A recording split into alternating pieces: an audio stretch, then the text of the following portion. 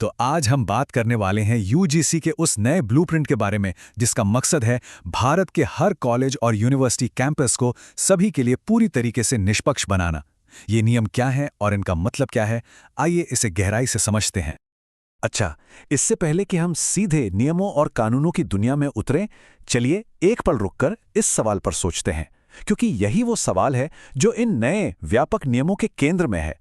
यही इनकी असली वजह है। तो इस पूरे ब्लूप्रिंट को ठीक से समझने के लिए हम अपनी आज की बातचीत को इन 5 अहम हिस्सों में बांटेंगे। तो सबसे पहले ये समझना जरूरी है कि इन नियमों की जरूरत आखिर पड़ी ही क्यों और इनका आधार क्या है। तो ये जो नए नियम हैं, ये 2012 के पुराने रूल्स को रिप्लेस कर रहे हैं, पर ये कोई छोटा-मोटा अपडेट नहीं है, बल्कि एक पूरा का पूरा ओवरहॉल है।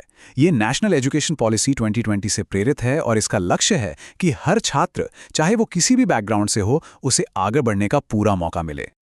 आगे बढ़ने से पहले इन 2 शब्दों को समझना बहुत जरूरी है।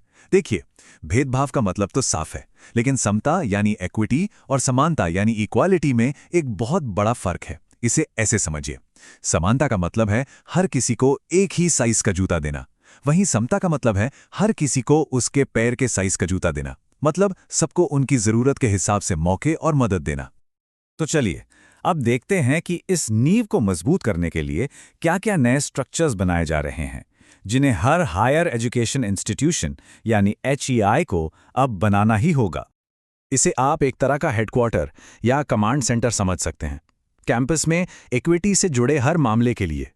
यही EOC सब कुछ देखेगा, पॉलिसी लागू करने से लेकर गाइडेंस देने तक। अब देखिए, इस EOC को चलाने वाली जो समिति है ना, उसकी बनावट पर गौर करना बहुत जरूरी है। ये सिर्फ प्रोफेसर्स की कमेटी नहीं है, इसमें इंस्टीट्यूशन के हेड हैं, फैकल्टी है, नॉन टीचिंग स्टाफ है और सबसे जरूरी बात, इसमें छात्र प्रतिनिधि और सिविल सोसाइटी के लोग भी शामिल हैं। ये पक्का करता है कि यहाँ हर किसी की आवाज और नजरिया शामिल हो। और ये नियम यहाँ एक कदम और आगे जाते हैं। ये बहुत ज़रूरी है कि कमेटी में महिलाओं, SC, ST, OBC और दिव्यांगजनों का भी प्रतिनिधित्व हो। मतलब मकसद सिर्फ एक ढांचा बनाना नहीं है, बल्कि ये पक्का करना है कि हर समूह की आवाज़ सुनी जाए। यही समावेशी सोच इस कमेटी की असली ताकत है।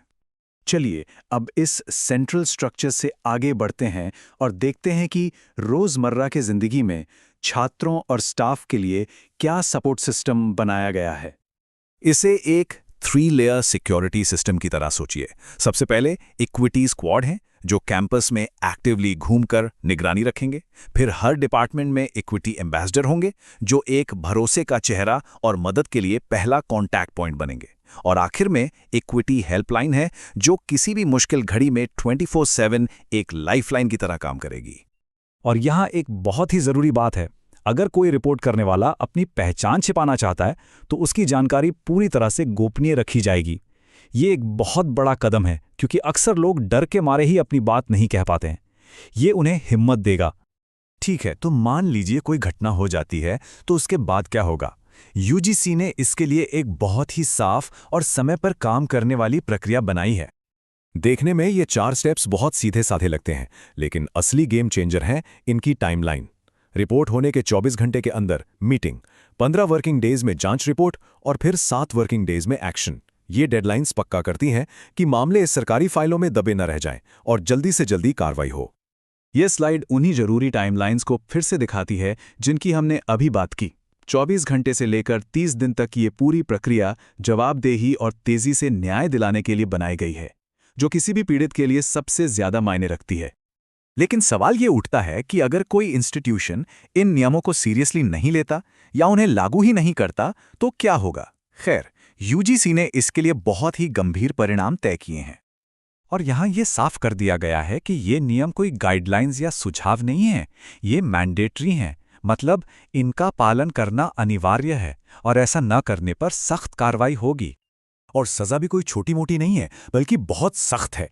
जरा सोचिए, किसी इंस्टीट्यूशन को UGC की फंडिंग और स्कीमों से बाहर कर दिया जाए, उनके डिग्री प्रोग्राम बंद कर दिए जाएं, या यहाँ तक कि UGC की लिस्ट से ही उनका नाम हटा दिया जाए। ये दिखाता है कि UGC इस मामले को लेकर कितना ज्यादा गंभीर है। तो कुल मिलाकर देखें तो इन नियमों का मकसद सिर्फ प्रॉब्लम होने पर एक्शन लेना नहीं है।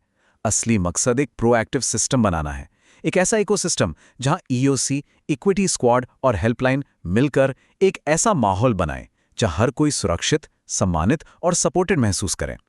तो आखिर में सवाल यही बचता है, कागज पर तो ये ब्लूप्रिंट बहुत मजबूत और शानदार लग रहा है, लेकिन क्या ये जमीनी हकीकत को बदल पाएगा? खैर, इसका जवाब तो इस बात पर निर्भर करेगा कि संस्थान इसे कितनी ईमानदारी और लगन से लागू करते हैं। और ये एक ऐसा सवाल है जिसके बारे में सोचना हम सब के लिए बहुत जरूरी है।